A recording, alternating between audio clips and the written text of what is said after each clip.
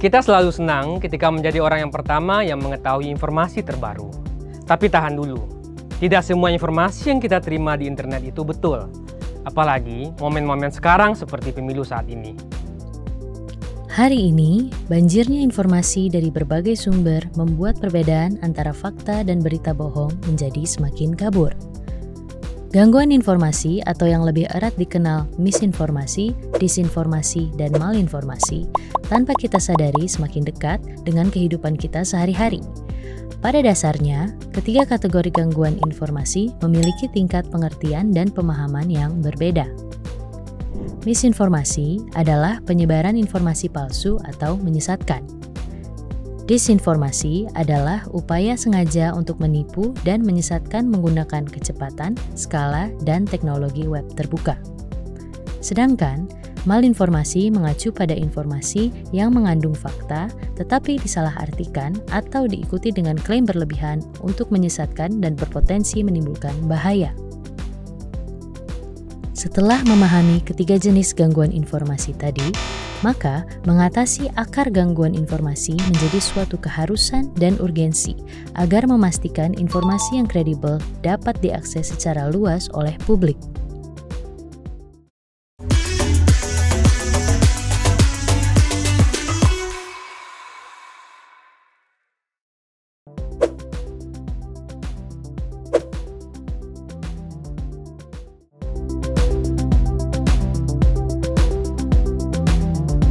Halo, saya Adia Fernandes, Co-Principal Researcher dari Safer Internet Lab atau SAIL, sebuah koalisi riset antara Center for Strategic and International Studies atau CSIS dan Google Indonesia. SAIL punya fokus di isu-isu seperti gangguan informasi, termasuk yang terjadi dalam pemilu. Dan dalam video ini, saya dan beberapa teman dari SAIL akan membahas temuan-temuan yang menarik dari salah satu hasil riset yang kami lakukan baru-baru ini. Pertengahan Oktober 2023 lalu, kami merilis hasil survei opini publik yang berfokus pada proyeksi dan mitigasi penyebaran gangguan informasi dalam pemilu 2024. Survei ini mengambil 1.320 sampel responden yang tersebar secara proporsional di 34 provinsi di Indonesia. Pemilihan sampel sepenuhnya dilakukan secara acak menggunakan metode multistage random sampling. Artinya, saat kami menentukan sampel, kami mempertimbangkan antara jumlah penduduk satu provinsi dan proporsi yang seimbang juga di antara perempuan dan laki-laki. Dalam pemilihan sampel, kami juga mempertimbangkan antara proporsi populasi yang tinggal di daerah perkotaan dan juga populasi yang tinggal di daerah pedesaan. Menggunakan 1.320 sampel, margin of error hasil survei ini plus minus 2,7% pada tingkat kepercayaan 55%. Dalam survei ini, kami melakukan proses wawancara secara tatap muka, menggunakan kuesioner yang dibacakan oleh enumerator. Enumerator tentu sudah kami latih sebelumnya. Setelah penjelasan yang bersifat metodologis, sekarang kita geser sedikit ke elemen yang lebih substantif. Survei ini memiliki beberapa pertanyaan penelitian yang ingin kami jawab. Pertama, mengapa orang percaya pada gangguan informasi? Kedua, apa faktor-faktor di balik kepercayaan orang terhadap gangguan informasi? Ketiga, bagaimana karakteristik gangguan informasi yang dipercaya publik? Dan yang keempat, apa dampak kepercayaan gangguan informasi tersebut? Untuk menjawab sejumlah pertanyaan riset tadi, proses wawancara survei ini dilaksanakan dengan membacakan sejumlah berita bohong atau yang lebih dikenal dengan hoax yang sudah terverifikasi sebagai berita bohong oleh lembaga pemeriksa fakta dan mempunyai pola penyebaran yang jelas. Setelah membacakan berita bohong tersebut, kami meminta responden untuk menentukan apakah mereka percaya atau tidak percaya pada informasi yang dibacakan oleh enumerator kami. Ada 7 gangguan informasi pemilu dan 7 gangguan informasi non-pemilu yang kami bacakan pada setiap responden. Salah satu informasi pemilu yang kami bacakan, misalnya adalah terkait tenaga kerja asing Cina yang dipercaya bisa menjadi pemilih dalam pemilu. Sementara, untuk gangguan informasi non-pemilu, kami menanyakan soal kebangkitan PKI dan vaksin COVID-19 yang ditanam chip. Menjadi contoh, gangguan informasi yang kami bacakan. Dari proses pengukuran tadi, ada sejumlah temuan utama yang kami dapatkan dari survei ini. Pertama, Menjelang pelaksanaan pemilu 2024, tingkat kepercayaan publik dan tingkat penyebaran gangguan informasi masih relatif cukup tinggi dan mengkhawatirkan. Sebanyak 42,3% responden mengaku percaya pada gangguan informasi pemilu, dan 48,4% responden percaya pada gangguan informasi non-pemilu. Kedua, tingkat paparan publik terhadap internet ternyata juga dapat mempercepat penyebaran gangguan informasi itu sendiri. Ketiga, publik pada umumnya tidak menyadari bahwa gangguan informasi adalah hal yang terorganisir dan tersebar di beberapa platform. Keempat, kepercayaan pada gangguan informasi ternyata juga berdampak buruk pada demokrasi dan pemilu. Dan yang kelima, kami menemukan bahwa upaya komprehensif dalam melawan gangguan informasi harus menyasar tidak hanya pada kita sebagai penerima informasi, namun juga pada tataran regulasi. Selain itu, dukungan pada pembentukan ekosistem informasi melalui tata kelola platform yang sehat juga menjadi temuan utama dalam survei ini. 5 poin temuan utama di atas menjadi jembatan bagi kita untuk membicarakan lebih lanjut soal temuan survei gangguan informasi ini. Oleh karena itu, bagian selanjutnya dari video ini akan membantu kita mendapatkan gambaran yang lebih komplit terkait kondisi keterjangkauan dan pemanfaatan internet di Indonesia, serta bagaimana kondisi tersebut mempengaruhi penyebaran gangguan informasi. Dari situ kita akhirnya bisa mengetahui kenapa fenomena ini bisa hadir di negara kita.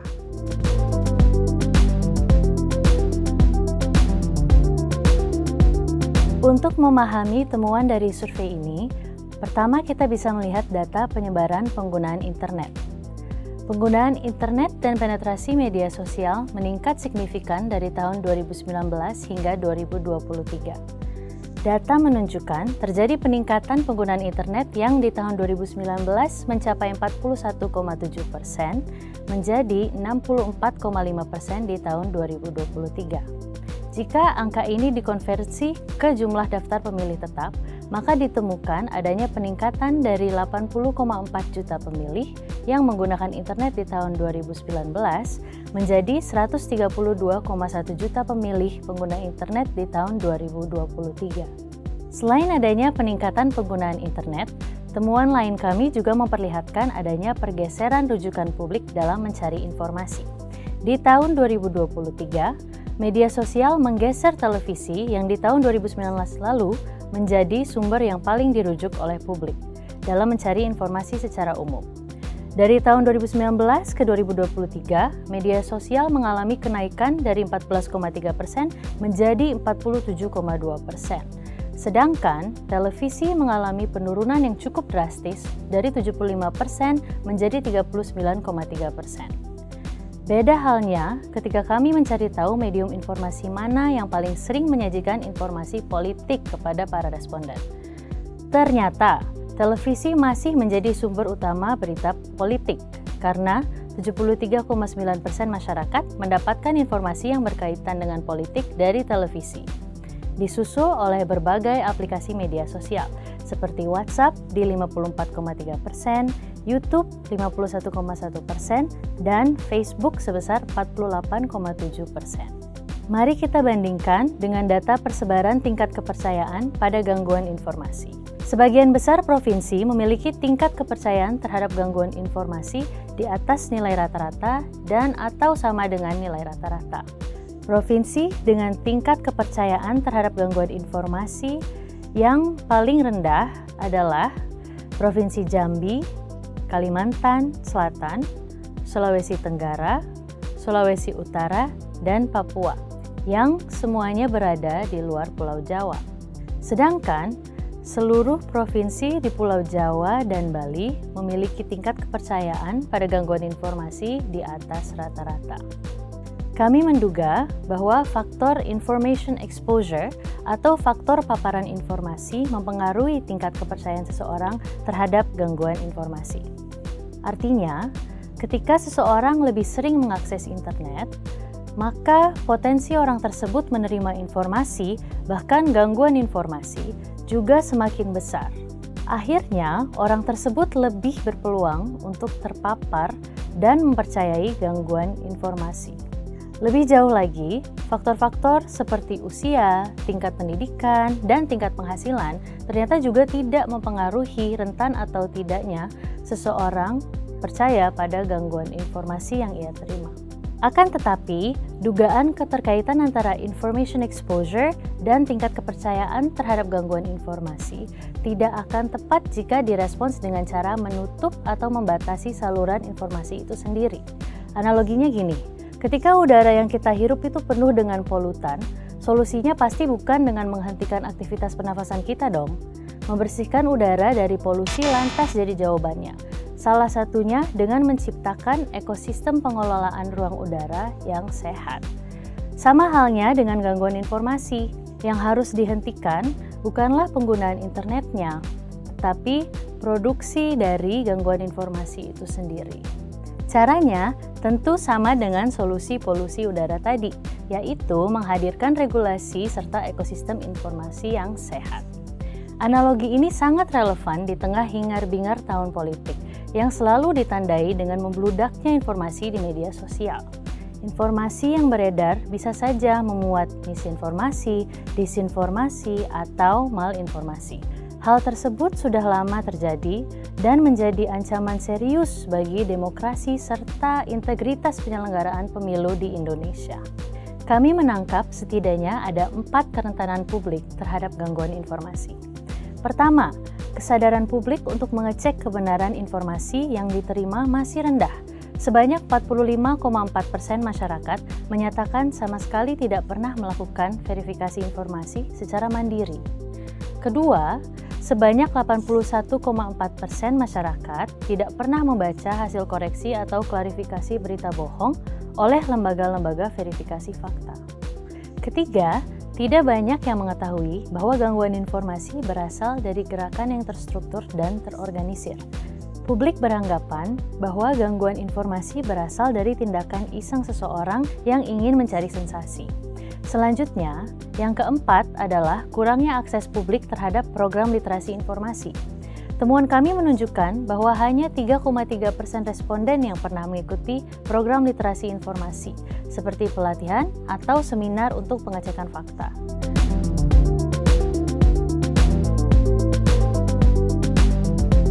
Gambaran menyeluruh terkait faktor internet exposure dan kerentanan membuat pembahasan soal dampak dari gangguan informasi menjadi penting. Untuk itu, saya akan menjelaskan ke teman-teman 3 dampak serius dari gangguan informasi yang ditemukan dari hasil survei kami.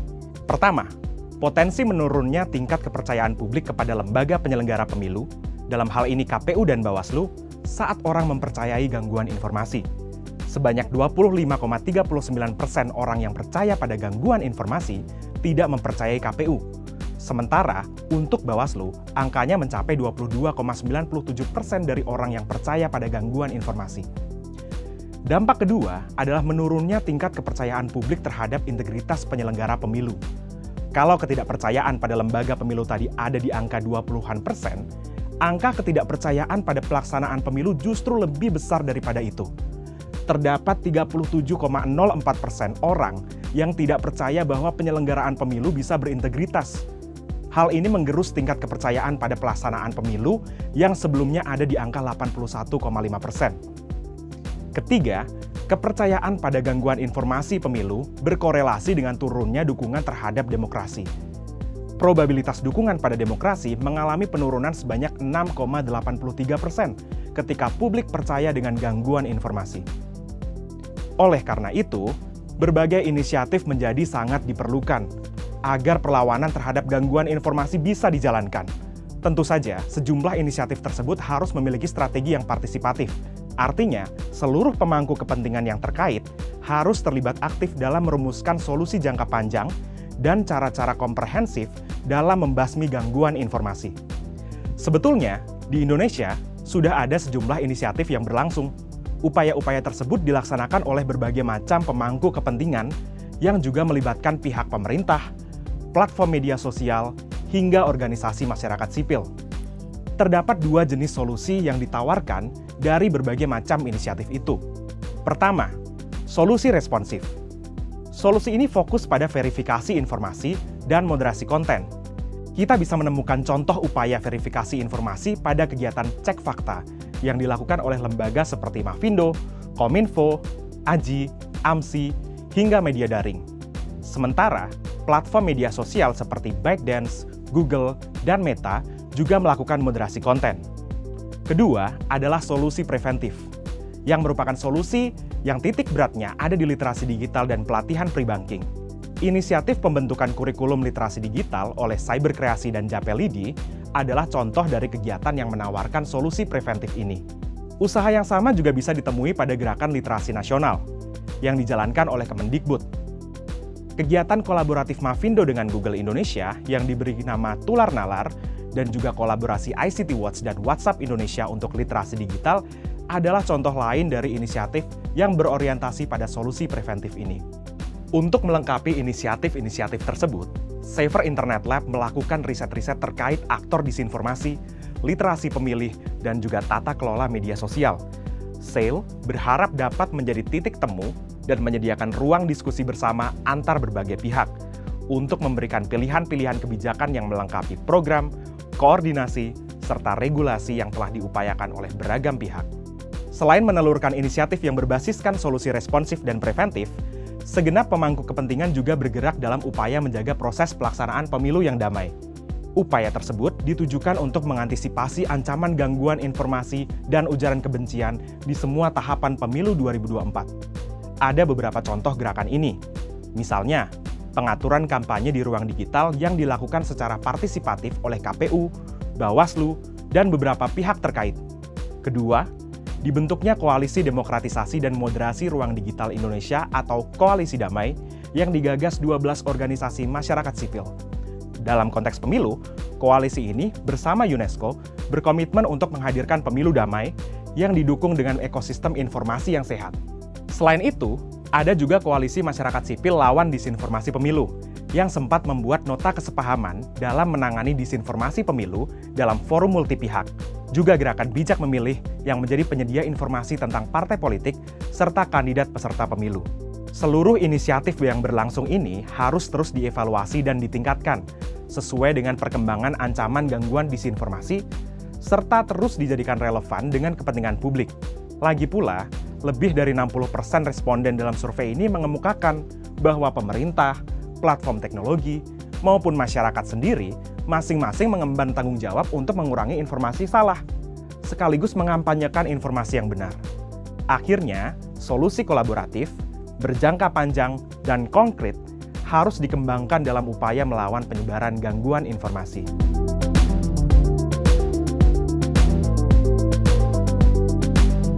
Kita sudah membahas apa yang diteliti oleh SAIL dalam survei teranyar, bagaimana kami melakukannya, masalah apa yang jadi fokus kami, serta hasil yang kami dapatkan di lapangan dan tentu dampaknya.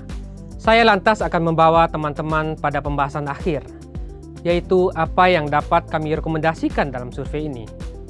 Poin rekomendasi pertama, kami tujukan pada program literasi digital.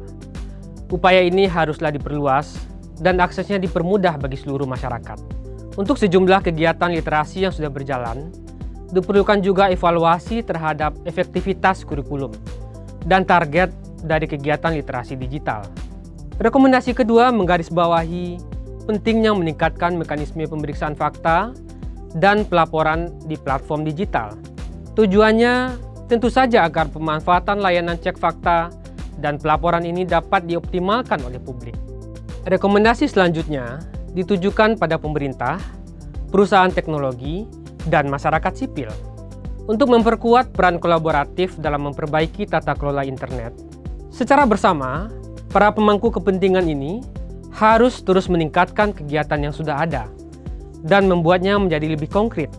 Artinya, kegiatan kolaboratif yang dilakukan harus bisa mempengaruhi regulasi, sehingga solusi yang dihadirkan akan lebih komprehensif. Memang, gangguan informasi tidak hanya dialami oleh Indonesia saja. Di level global pun, usaha-usaha untuk melawan penyebaran gangguan informasi juga menjadi konsen dunia. Ikatan International Fact-Checking Network atau IFCN menjadi salah satu contoh inisiatif dalam menangani fenomena disinformasi di level global. Lembaga pemeriksa fakta, kegiatan literasi media dan informasi, serta perbaikan terhadap regulasi yang berkaitan dengan ruang digital juga menjadi tren yang bertujuan untuk menghadirkan ekosistem informasi yang bebas dari disinformasi, misinformasi, juga malinformasi. Semua cara yang dilakukan itu membantu kita untuk tetap ingat bahwa kecermatan adalah kunci dalam mengatasi gangguan informasi. Saya ingin menutup episode kali ini dengan mengatakan bahwa segala ikhtiar melawan gangguan informasi adalah juga upaya melindungi demokrasi. Oleh karena itu, keseimbangan dalam merumuskan dan menerapkan strategi membasmi gangguan informasi haruslah terbebas dari langkah-langkah yang hendak membatasi hak-hak demokratis yang dimiliki masyarakat. Termasuk diantaranya adalah kebebasan berekspresi.